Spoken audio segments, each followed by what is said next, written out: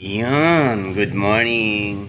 Good morning guys, happy Sunday sa ating lahat. Yan, alam nyo na pag umaga, coffee time.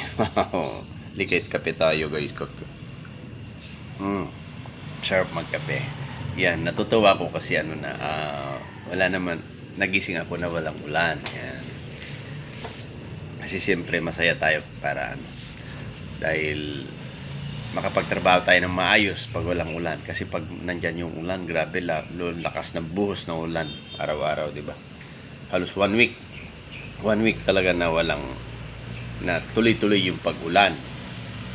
Kaya yung damit namin kahapon, nakapaglaba ako kahapon kasi umaraw konti kahapon, yun naglaba agad ako. Ngayon pagising ko wala naman walang ulan, so sana tuloy-tuloy na rin. Although kailangan natin ng ulan para sa mga pananim ng kapwa nating farmers, pero wag tuloy-tuloy, wag yung bagyo na grabe kalakas, yung may nangyayari, may mga nasasaktan. Sana wag ganun. Pray lang tayo, mag-pray tayo kay God. Walang imposible basta mag-pray tayo, di ba? Kaya thanks God dahil okay na yung panahon. Sana tuloy-tuloy na to. Yan, kape tayo.